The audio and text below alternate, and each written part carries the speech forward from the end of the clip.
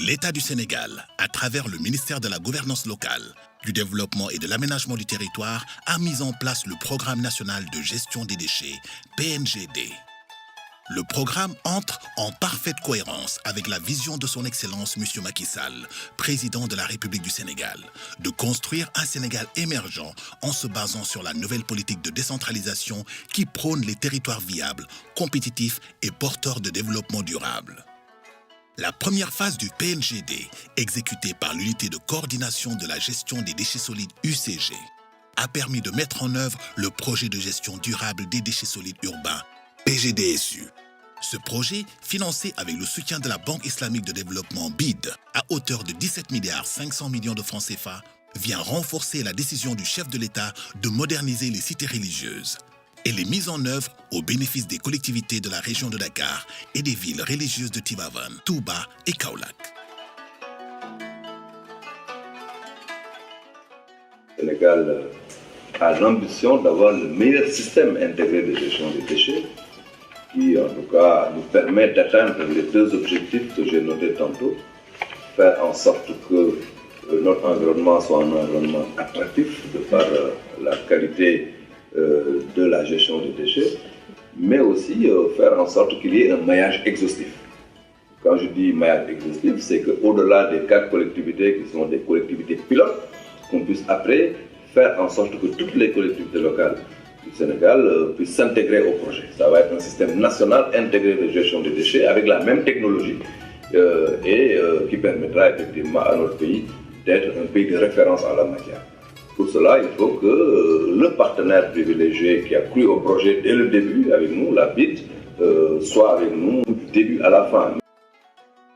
Nous voulons saluer tout d'abord les efforts entrepris par la puissance publique pour une gestion rénovée de ce secteur qui n'avait pas toujours bénéficié probablement de la plus grande attention au niveau des enveloppes de financement dédiées, mais également des modèles de prise en charge capables de produire des effets transformateurs.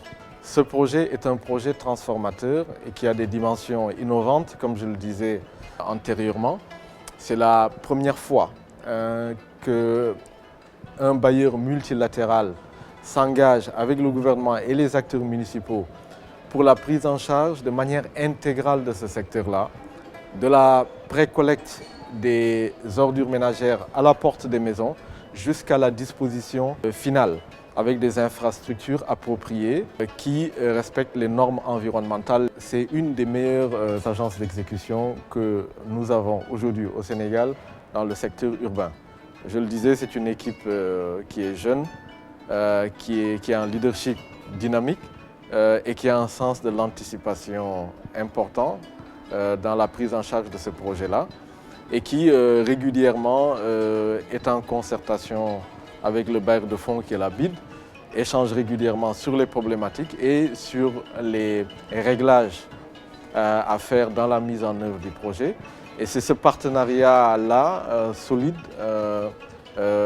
qui, sans doute, a permis d'accomplir des avancées importantes dans le projet. Nous ne sommes que davantage disposés à les appuyer, à apporter la transformation structurelle désirable dans ce secteur. Programmée pour une durée de 4 ans, 2014-2018, la phase opérationnelle sera marquée par l'acquisition d'équipements de précollecte et de collecte, la réalisation d'infrastructures d'élimination des déchets solides conformément aux bonnes pratiques environnementales.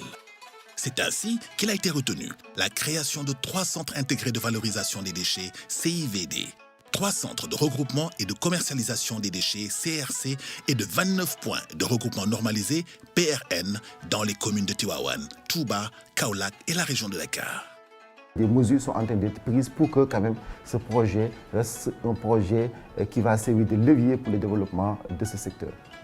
En dehors de Dakar qui a un taux de couverture qui avoisine 60-65%, dans les autres communes à l'intérieur du pays, nous tournons sur des taux de couverture ou de collecte équivalents à 15%.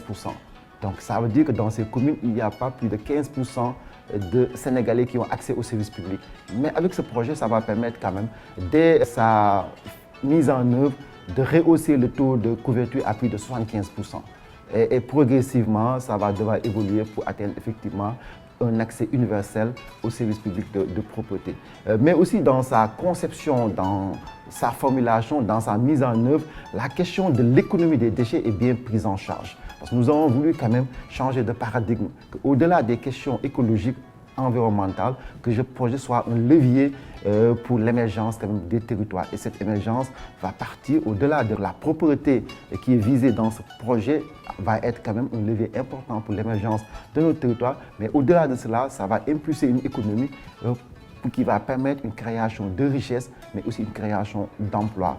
À travers ce projet, on attend d'impulser le recyclage. Parce qu'au niveau de chaque infrastructure qui a été conçue et qui va être mise en place, on a intégré des activités de tri, de récupération et de valorisation des déchets. À chaque infrastructure, on a un potentiel d'emploi très important, au moins une vingtaine d'emplois par point de regroupement normalisé, plus de 300 emplois par centre intégré de valorisation des déchets, ce qui fait qu'on attend plus de 5000 emplois directs à travers la mise en œuvre de ce projet, mais qui va pouvoir aussi créer plus de 10 000 autres emplois indirects à travers les autres activités connexes, comme le balayage, comme toute la chaîne quand même de recyclage, de transformation, de valorisation et de commercialisation des produits finis. L'UCG, Agence d'exécution du projet, a délégué certaines activités à l'Agence d'exécution des travaux d'intérêt public contre le sous-emploi, AGETIP, à travers une convention signée le 15 novembre 2013. Nous avons comme mission dans cette convention, comme dans le passé, à réaliser tout ce qui est infrastructure physique et s'occuper aussi de l'équipement de tous les CET, les équipements lourds. Nous avons comme mission principale de sélectionner d'abord tous les consultants pour les prestations intellectuelles, de sélectionner toutes les entreprises qui seront chargés d'exécuter les travaux, de valider, de superviser toutes les études et d'assurer la supervision aussi des travaux et des équipements. Et je voudrais signaler que l'ensemble des prestataires qui interviennent dans ce programme, c'est des entreprises sénégalaises. Pour vous dire que c'est un projet vraiment qui apporte une réponse claire à cette problématique de gestion des déchets solides. Dans le processus de mise en œuvre, l'approche participative a été gage du succès. Des ateliers ont été organisés dans les communes bénéficiaires. Les travaux de qualité effectués lors de ces ateliers ont abouti à des propositions très pertinentes sur le cadre institutionnel, organisationnel, technique et financier dans la gestion des déchets solides. À l'issue de ces réunions, chaque localité a mis en place un comité technique composé de différents acteurs pour assurer la coordination et le suivi du projet au niveau local. La mission du comité technique local est d'accompagner le projet qui est venu en adoptant une démarche participative. Il y a des conseillers municipaux qui sont dans le comité technique local, mais il y a également les services déconcentrés de l'État qui sont dans le comité technique local et maintenant toutes les associations et les daïras. Et cette configuration nous permet d'avoir une très grande mobilisation, en tout cas un écho assez favorable, parce qu'il y a toutes les couches de la population de Touba. C'est la première fois qu'un projet est géré d'une manière aussi participative à Touba. Dans sa mise en œuvre, le PGDSU s'est accompagné d'une importante campagne de communication et de marketing social. Des forats communautaires ont été organisés dans chacune des communes pour échanger avec les populations. Ces rencontres d'information ont vu la participation de plus de 6000 personnes. Quand le projet est venu, nous nous sommes dit d'abord, il faut d'abord que les populations s'en approprient. Et pour que les populations s'en approprient, il nous a fallu organiser, en tout cas des forats, au niveau de la commune de Tivaouane pour imprégner les populations de ce projet aussi important. C'est pourquoi tout au début, nous avons eu à mettre en place, n'est-ce pas, ce qu'on appelle des comités de gestion, des comités de salubrité dans chaque quartier de Tivaouane pour qu'on puisse ensemble partager, n'est-ce pas, les bienfaits de ce projet. Alors, si nous avons aujourd'hui, en tout cas, un programme qui vient prendre en charge ce problème, nous ne pouvons que vraiment applaudir. Voilà le premier projet structurant qui consacre naturellement l'intercommunalité, c'est ce centre intégré de valorisation des déchets qui va accueillir des déchets qui vont être transformées et qui proviendront de l'ensemble de ces collectivités locales. Elles seront, ces populations, les premières bénéficiaires de ce projet. En matière d'emploi pérenne, en matière d'emploi temporaire, il y aura toute une série de métiers, comme vous le savez. Il y a les récupérateurs. C'est déjà un métier. On a eu l'avantage de voir ce que ça donne, jusqu'à des coopératives ou des syndicats installés autour de décharges. On l'a vu au Maroc. Jusqu'à des coopératives organisées qui ont des cités maintenant autour de la décharge.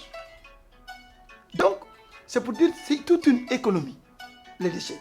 On a été vraiment associés, on a été aussi conviés à toutes les rencontres de coordination, de réflexion concernant la mise en place donc, des instances. Notre tâche sera vraiment valorisée. Donc on aura un emploi beaucoup plus durable. On aura aussi gagné en termes de logistique un matériel beaucoup plus adéquat pour faire la précollecte au niveau ménage. On aura aussi gagné, de par la mise en place des périodes, des infrastructures de gestion durable des déchets. Dans le même sillage, une visite d'imprégnation s'est déroulée au Maroc sous la conduite de M. Abdoulaye Diouf Sarr, ministre de la Gouvernance, du Développement et de l'Aménagement du Territoire. Cette visite a enregistré la participation des élus, des acteurs communautaires, des chefs de service régional de l'environnement des villes bénéficiaires du projet et des représentants des khalifes généraux de Touba, Tivaouane et Medina Baye. La gestion de l'environnement, c'est la prise en compte donc, de trois dimensions essentielles. La dimension écologique, la dimension économique et la dimension sociale.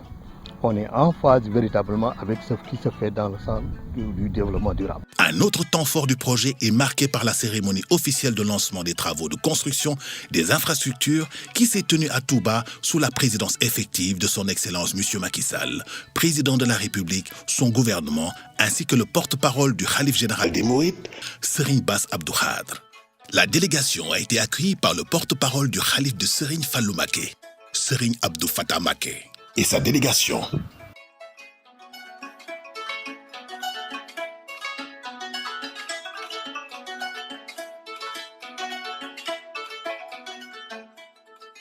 On a beaucoup parlé des centres d'enfouissement technique dans le passé.